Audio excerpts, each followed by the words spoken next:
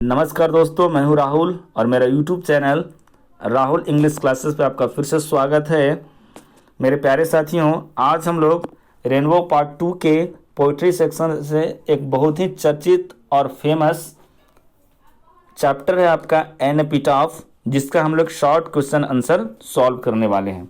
मेरे प्यारे साथियों, आपको बता दूं कि आपके एग्जामिनेशन में 10 क्वेश्चन मिलेंगे सॉल्व करने के लिए शॉर्ट क्वेश्चन आंसर, जो आपको उसमें से 5 का जवाब देना है और प्रत्येक क्वेश्चन आपको 2 नंबर का रहेगा।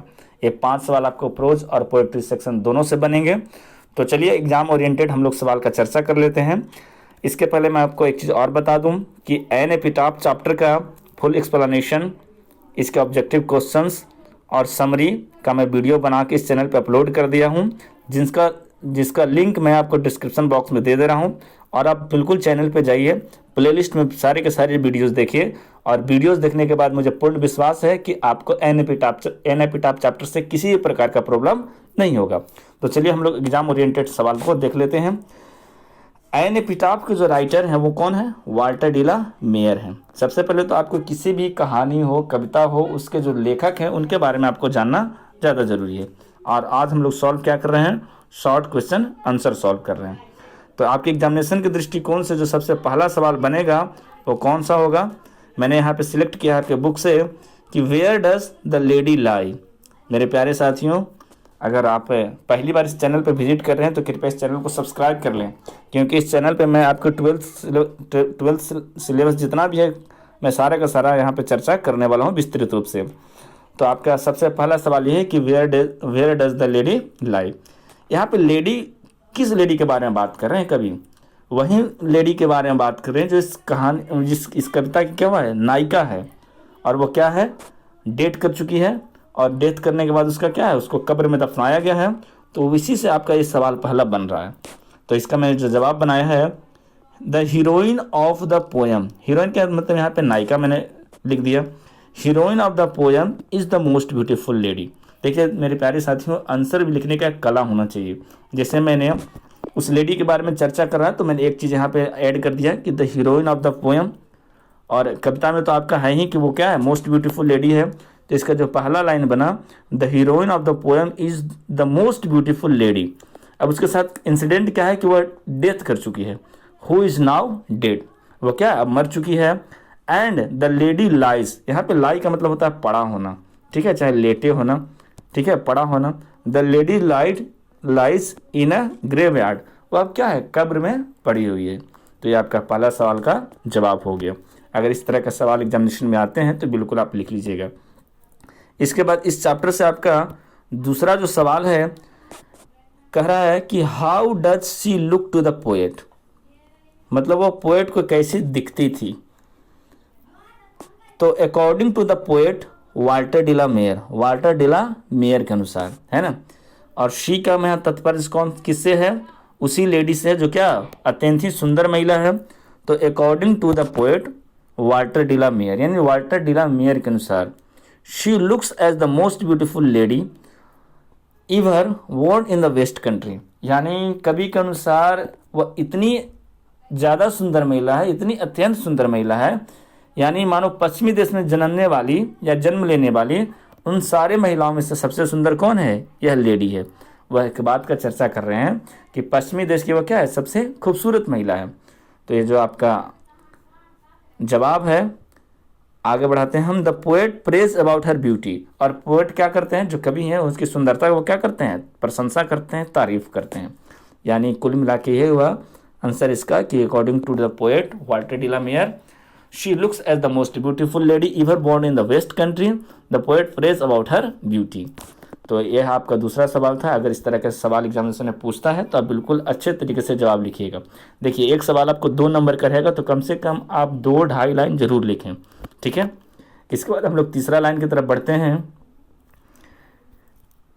तीसरा जो आपका क्वेश्चन कह रहा है कि was she a kind and concentrate lady. Kind का तो मतलब आप जानते हैं दयालु होता है, और कॉन्सिडरेट का मतलब होता है दूसरों का ध्यान रखने वाली। तो यहाँ पे एक सवाल जो बन रहा है कि क्या वह जो महिला थी दयालु थी, यानी लेखक का यानी दूसरों का ख्याल रखने वाली महिला थी? तो एक्चुअली में ऐसा था नहीं। इसका जो आपका जवाब है वो होगा नो।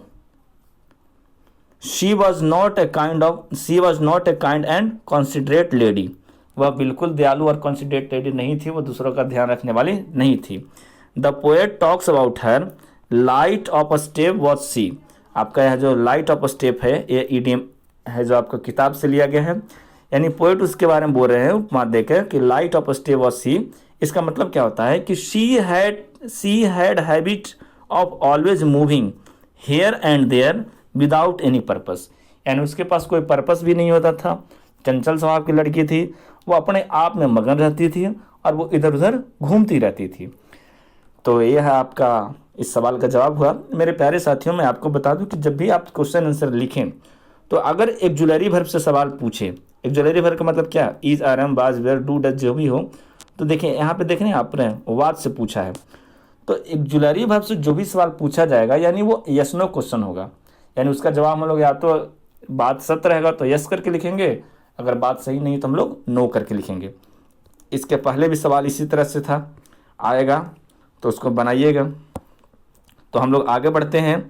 तो तीसरा सवाल का जवाब बिल्कुल आप देख रहे हैं, सवाल पूछा है कि क्या वह दयालु और दूसरों का ख्याल रखने वाली महिला थी, तो जी नहीं, no, she was not a kind unconsiderate lady, न दयालु थी न दूसरों का ध्यान रखने वाली थी। The poet talks about her, poet उसके बारे में कहते हैं कि light of a step was she. यह लाइट ऑफ अ स्टेप आपका बुक से लिया गया है, एडमेटिक है, मीन्स इसका मतलब क्या होता है कि she had habit of always moving here and there, उसके पास एक आदत था इधर उधर घूमने का विदाउट एनी पर्पस, और वो अपने में क्या रहती थी, मग्न रहती थी। तो ये आपका एन एपिटाफ से 3 सवाल मैंने सॉल्व कर दिया है। चौथा जो आपका सवाल है, कह रहा है कि what does the poet think about beauty. यहाँ पे बार बार कविता का अगर आप जाके एक्सप्लेनेशन देखेंगे तो एक चीज़ आप अच्छे तरीके से समझ सकते हैं कि कविता में लेखक बार बार ब्यूटी जो है, ये सुंदरता जो चीज़ है उसका जिक्र कर रहे हैं और बता रहे हैं कि सुंदरता क्षणिक है, समय के साथ क्या होता है इसका नाश होता है, समय के साथ क्या होता है गुजरता जाता है। तो उसी से आपका ये सवाल बना है कि what does the poet think about beauty, वह ब्यूटी के बारे में क्या सोचते हैं, सुंदरता के बारे में क्या सोचते हैं।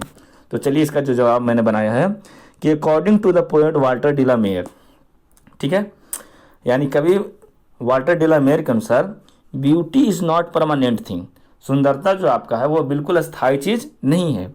इट वेनिसेस या गायब होता है, पासेज खत्म होता है, with the passage of time, यानी जैसे जैसे टाइम गुजरता जाएगा वह क्या होगा, धीरे धीरे उसका नाश होगा, धीरे धीरे वो क्षय होता जाएगा। इट इज़ ट्रांजेटरी और टेम्पोररी थिंग, या क्या है बिल्कुल क्षणिक चीज़ है ना, अस्थायी चीज़ है।